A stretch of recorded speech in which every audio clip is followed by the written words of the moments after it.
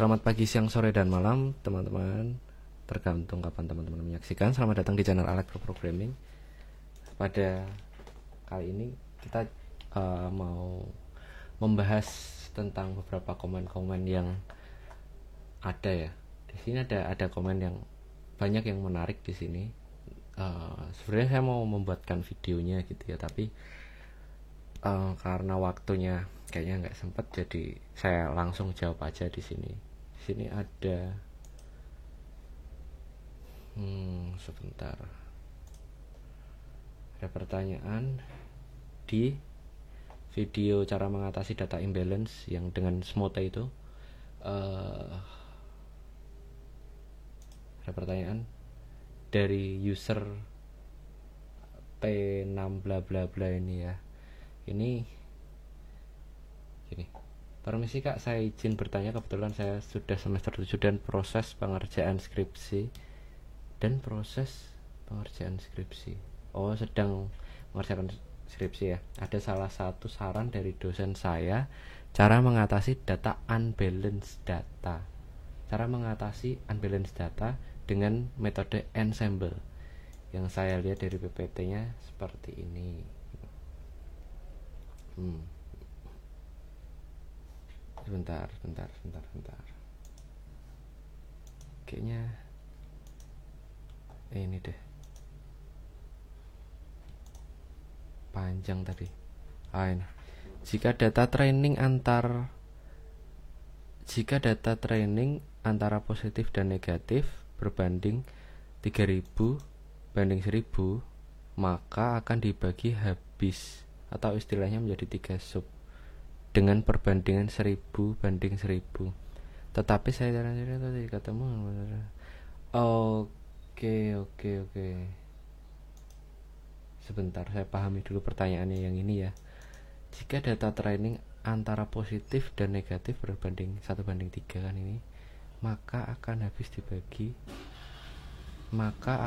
dibagi habis atau istilahnya menjadi 3 sub dengan perbandingan. Oke. Sepertinya saya tahu maksudnya. Oke. Bentar, saya ini ya. Tadi kan ada dataset 1000 banding 3. 1000 banding 3000. Mungkin maksudnya seperti ini. Ini kan 3000.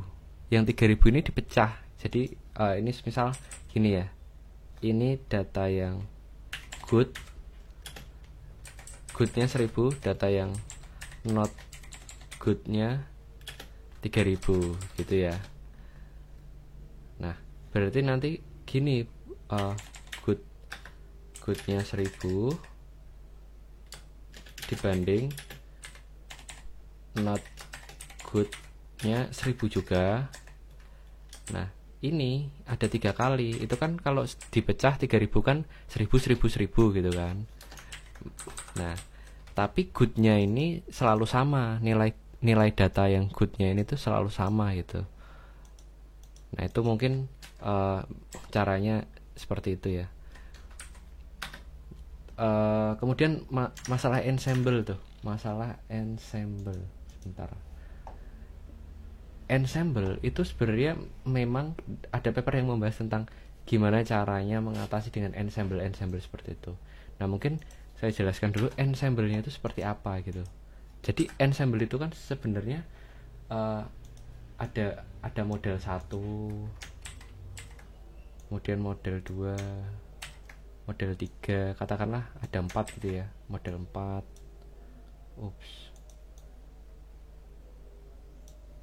Nah, ini gimana ini? Inilah ya. Nah, yang di sini itu datanya. Ini datanya. Kemudian masuk ke jadi ada 4 skenario ceritanya. Jadi ada istilahnya kayak bagging, bootstrapping itu. Kalau teman-teman saya sepertinya pernah membahas tentang random forest. Jadi ini seperti hampir konsepnya hampir seperti random forest seperti itu ya.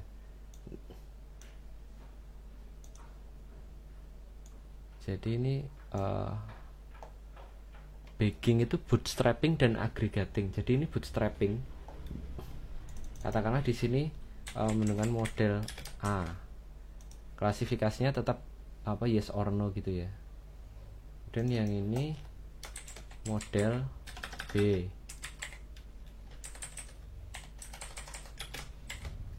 Seterusnya ini sampai model ke N gitu ya.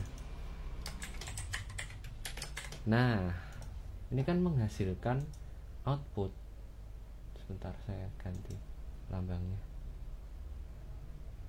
Menghasilkan suatu output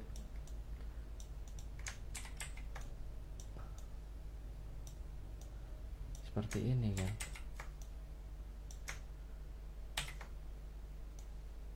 Entah itu yes, katakanlah ini kan masalah klasifikasi ya kalau dilihat ya. Datanya itu outputnya itu binary gitu, iya atau tidak. Misal katakanlah ini ya gitu, atau ini tadi aja ya, karena good dan not good. Ini good, ini good, ini not good, ini good. Nah kemudian ini kan gini ya, ini keluarannya yang ini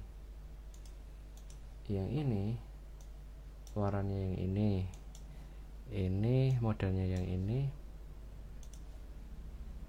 Berarti ini sebentar, ini jangan titik-titik deh karena ini kan model C gitu, kemudian ini model D gitu.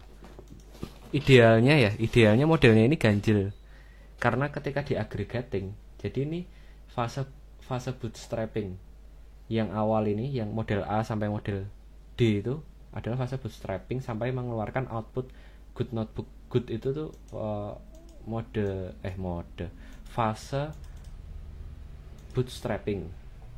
Kemudian ada namanya fase aggregating. Jadi di agregat yang majority, pakainya majority ya. Jadi yang paling banyak nilai, kalau ini kan kita lihat goodnya yang paling banyak, berarti hasil akhirnya itu adalah good gitu. Hasil akhirnya adalah good. Nah itu buat ensemble-nya mungkin yang dimaksud seperti itu ya. Jadi bisa nah seperti ini.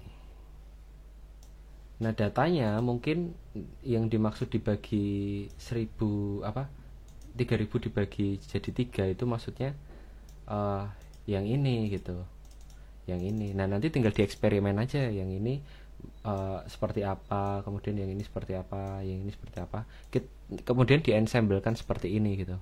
Nah ini adalah hasil prediksi akhirnya gitu. Oke, kira-kira seperti itu sih.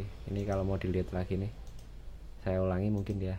Ini data kan, ini data imbalance yang not good ini dibagi jadi 3 sub.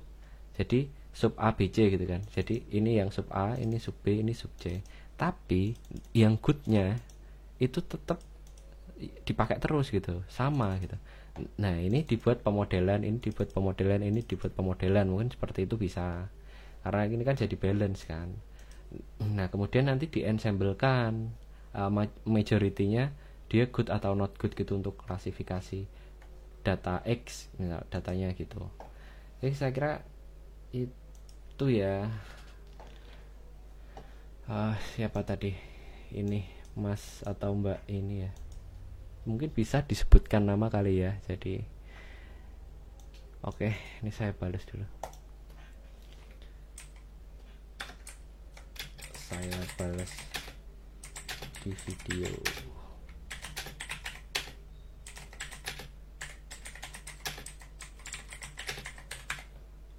Oke. Kayaknya itu dulu aja. Komentar-komentar yang lainnya kita bahas di waktu yang selanjutnya. Oh, sebentar. Ada lagi cara mengatasi imbalance. Mungkin ini untuk teman-teman yang lainnya juga mungkin ya. Jadi dengan menggunakan XGBoost, gradient boosting. Di sini boosting based technique for imbalance data itu. Jadi gradient boosting itu digunakan untuk sebenarnya konsepnya tree juga gitu. Dan nanti teman-teman bisa menggunakan XGBoost untuk mengatasi imbalance data. Nah, teman-teman bisa cari apa sih itu gradient boosting gitu, XGBoost ya. Itu mungkin bisa jadi referensi juga kalau mau ganti metode gitu. Tapi saran dari dosen tadi lumayan itu oke juga, walaupun tidak menggunakan smote ya, karena smote itu tidak akan berguna ketika dimensinya banyak. Jadi ketika data yang digunakan itu fiturnya itu terlalu banyak, itu tidak berguna smote gitu, karena akan terjadi banyak overlapping. Tapi kalau misalkan hanya di bawah 10 gitu, atau ya 5, masih seperti itu masih aman lah. Tapi kalau udah puluhan gitu, 50 gitu, saya rasa smote jangan dijadikan solusi gitu ya. Oke, terima kasih, itu aja. Semoga membantu menjawab, dan selamat mencoba ya. Terima kasih.